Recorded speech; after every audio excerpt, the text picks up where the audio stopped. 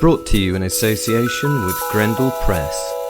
This is Werewolf the Podcast, a serial killer drama.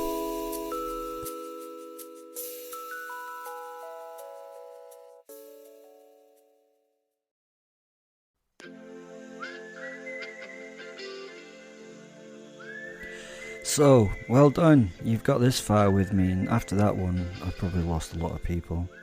Episode 9. I am currently, as I said, being interrogated by the British Army, by a person called the Chief. I don't know his name. And he's asking me certain questions about my life. Alright, Will, and that was a bit difficult to listen to, but could you tell us what it's like when you're transforming? Transforming into the wolf is one of the greatest feelings in the world. There's no drug, no feeling or action that can compare to the sensation of you becoming a werewolf or a wolf. This is absolute freedom. There's nothing that can stop me. I can do whatever I want to whomever I want, wherever I want, whenever I want. The wolf's senses come rushing in, smells become highlighted colours, and the tracks are visible of the movement of others over time. I can smell the woman who stood in this spot 2 hours ago and how she felt at that time. I can sense the stage of her cycle and even tell if she was in a rush or not. I can hear the slightest noises, focusing on them to find them. My ears are like radar as she's pinpointing the sources of a specific resonation. I can hear much higher and lower frequencies than any human. In my wolf and werewolf form, I can rend and tear, eat and consume in a much more effective body than in my human manifestation, and I get a composite of thoughts with my Posit Fenrir. My best supporting friend sits with me in my head. His help, grace and experience are so self-improving. My reflexes, although super sharp as a human, become unreal. It's if I can slow down time as I undertake specific tasks. I know time is relative, and as my werewolf is something I can seem to control. I genuinely can control how quickly or slowly time passes. I can run without tiring. I can cover great distances and jump great heights. I can be a true god of this world. The wolf, well, it was always in me. He really was, but now with the bonding of the Posit, I was given the ability to let that part of me go. Let Wolfie do his thing, and the sicko that banged at the windows was able to smash his way free and walk into a polite society of sheep to commit his atrocious but fun deeds at will. I was given this blessing not to do the devil's work, but to do my work, the work of the absolute beast inside me. I am an artist. I just use unusual materials for my work. I can be in 3 forms. I can be the wolf, the werewolf, or the man. You've probably seen the films of a transformation.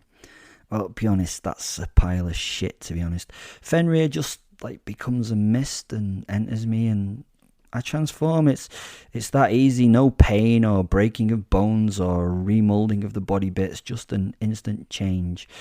Not very inspiring or televisual or anything. As the wolf, I'm pretty darn huge. I don't really know how big, but I am large. 8 feet, I know, at least from the tips of my front paws to the end of my pretty ears. I've never measured the length of my entire body. It's a tricky thing to do. My pelt is my favourite part of me. It is this pure black, not a transmitting reflective colour, but a wholly absorptive black.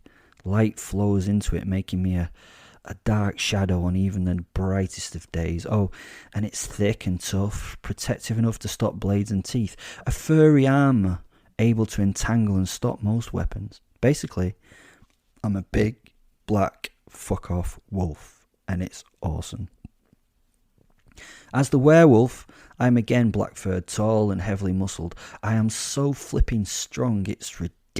Honestly, sometimes I cannot believe the strength I have. It is something that I really don't understand, as wolves and men are not really known for that kind of strength. I love my eyes. They are amber and full of evil intent. I tell you what, let me out of this constriction of this box, and I will happily demonstrate my different forms for you. I paused. The chief smiled. He wasn't having it. Then I smiled back and continued. I don't have to pretend to live by a set of man-made rules and morals. I don't have to be nice and look after the weak or the powerful. Forget ethics.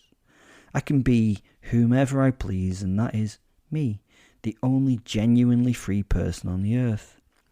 What consequences can I really suffer? Oh, you all sit there and pretend to be horrified at this revelation. I know you do, but most of you out there only act humanely because you're frightened of the consequences of actually doing the things that you want to do. You are disgusted at your own thoughts, your own internal workings. You harbour grudges that will never be settled. You are told to do things all the time by people who have no real power over you, and you wish them harm.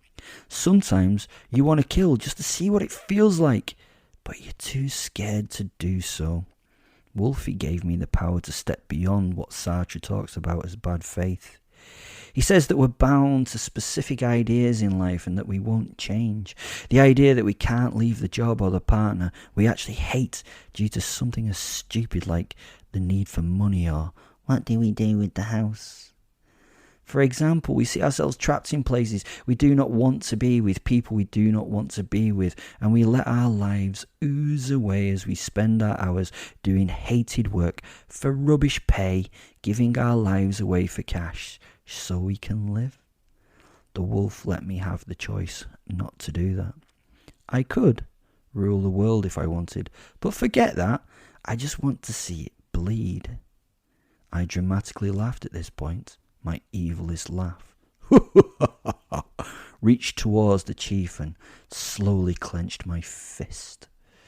The chief smiled and nodded. Nice story. Did you get that, Major? He said to the secretary taking notes. Yes, sir, replied the typist. Good, Major, because this could be the next Oscar earned for best screenplay. He laughed and shook his head. You're a bit on the dramatic side, Will. So let's ask about some of the stuff we associate with werewolves. Have you issues with silver, he asked. No, I like silver. I prefer it to gold. I think gold is too much of a statement for a man to carry. There is something much more tasteful about silver. I'm not really a jewellery guy though, to be honest, I quipped. So, like, silver weapons kill you or not?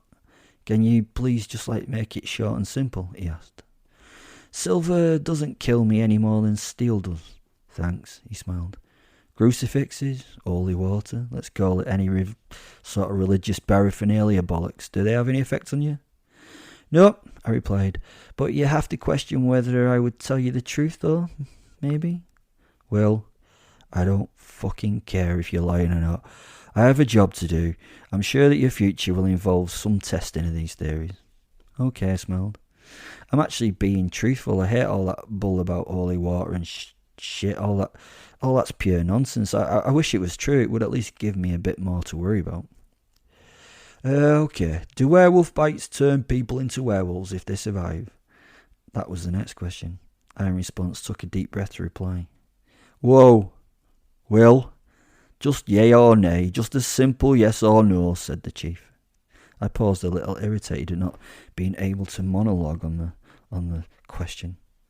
No? Okay. Probably a stupid question, but what about the moon and stuff?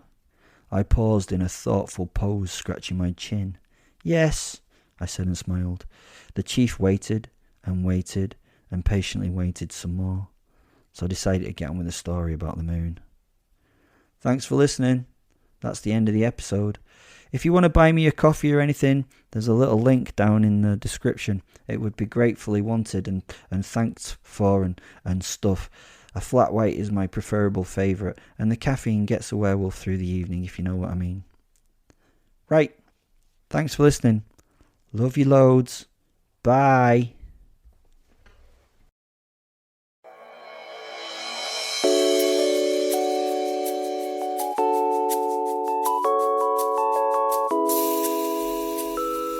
Brought to you in association with Grendel Press. This is Werewolf the Podcast, a serial killer drama.